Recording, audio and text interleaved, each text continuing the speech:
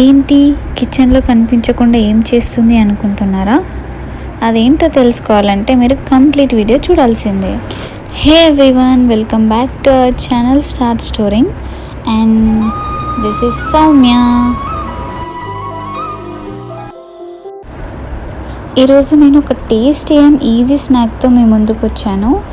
ఇది ఈవినింగ్ టైంకి పర్ఫెక్ట్గా సెట్ అవుతుంది అండ్ చాలా ఈజీ కుక్ చేయడం. సో మనం ఫస్ట్ ప్రాసెస్లోకి వెళ్ళిపోదాం, ఇలా చేయాలి ఏంటి అని. ఫస్ట్ మనము పొటాటోస్ని బాయిల్ చేసుకోవాలి. బాయిల్ అయిన తర్వాత పొటాటోస్ని మనం స్మాష్ చేసుకోవాలి. ఇది మన మెయిన్ ఇంగ్రీడియంట్ ఈ స్నాక్కి. సో నేను అంతా స్మాష్ చేసుకుంటున్నాను ఆ పొటాటోని. నెక్స్ట్ మనకు కావాల్సిన ఇంగ్రీడియంట్స్ని చూసేద్దాం. లైక్ కారం. సో మా కారం కొంచెం తెల్లగా ఉంది, కారం వేయాలి అనుకోకండి.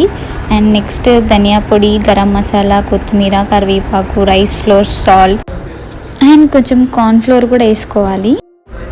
ఇప్పుడు మన ఇంగ్రీడియంట్స్ అన్నింటినీ బౌల్లో యాడ్ చేసుకొని బాగా మిక్స్ చేసుకోవాలి.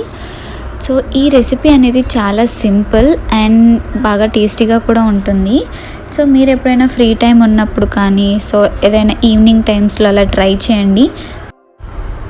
నాకు కుకింగ్ అంటే చాలా ఇష్టం. సో ఇలా అప్పుడప్పుడు కొత్త కొత్త రెసిపీస్ ట్రై చేయడం అంటే బాగా ఇష్టం. సో నాలాంటి వారు మీలో ఎవరైనా ఉన్నారంటే కమెంట్ సెక్షన్లో చెప్పండి. నెక్స్ట్ మనము cornflour and rice flour add చేసుకొని మళ్ళీ కాసేపు మిక్స్ చేయాలి.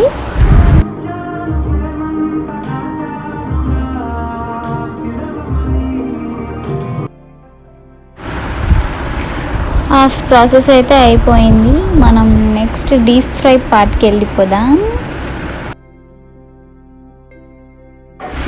నెక్స్ట్ మనం డీప్ ఫ్రై కోసం ఆయిల్ని హీట్ చేసుకుందాం. అండ్ నేను ఫ్రై చేసిన ఐటమ్స్ని ఎక్కడ పెట్టాలా అని దానికోసం బౌల్ని వెతుకుతున్నాం. అండ్ మనము ఈ బ్యాటర్ ఏదైతే ప్రిపేర్ చేసుకున్నామో దాన్ని మనం ఇప్పుడు స్టిక్స్ లాగా ప్రిపేర్ చేయాలి. అదొక టాస్క్ ఉందన్నమాట. సో అది కూడా స్టార్ట్ చేసేద్దాం.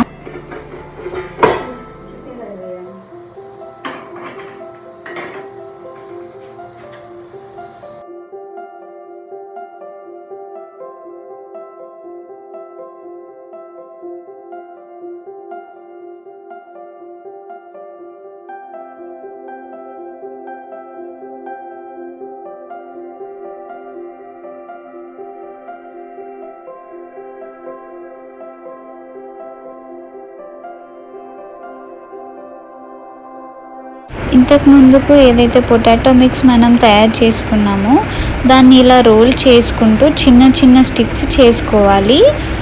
చేసుకుని అవన్నీ పక్కన పెట్టుకోవాలి.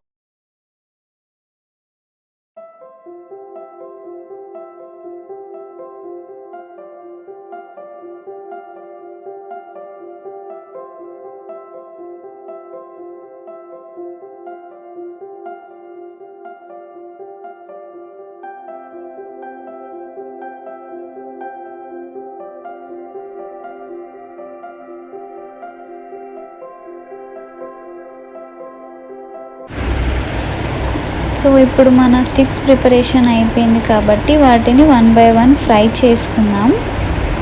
సో నాకు కొంచెం ఆయిల్ అంటే భయం. సో వేసేటప్పుడు కొంచెం భయపడతా.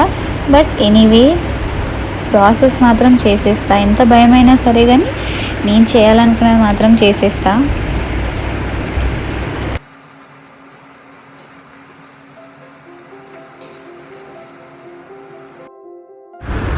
సో ఇలా గోల్డెన్ బ్రౌన్ కలర్ వచ్చేంత వరకు మనం ఫ్రై చేసుకోవాలి.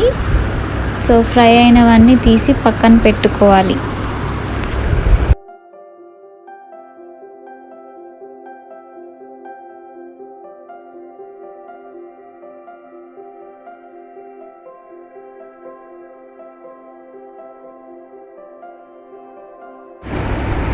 ఇలానే నేను మిగిలిన వాటిని కూడా ఫ్రై చేసుకున్నాను.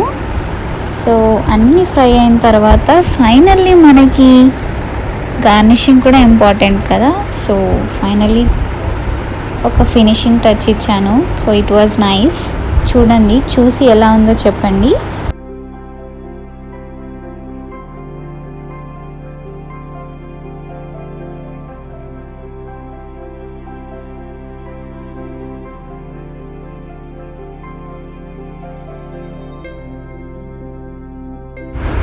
So this is the final output. చూసి ఎలా ఉందో చెప్పండి. అండ్ టేస్ట్ మాత్రం బాగుంది, కాకపోతే కొంచెం సాల్ట్ ఎక్కువైంది అనిపించింది. But other way taste came out very well.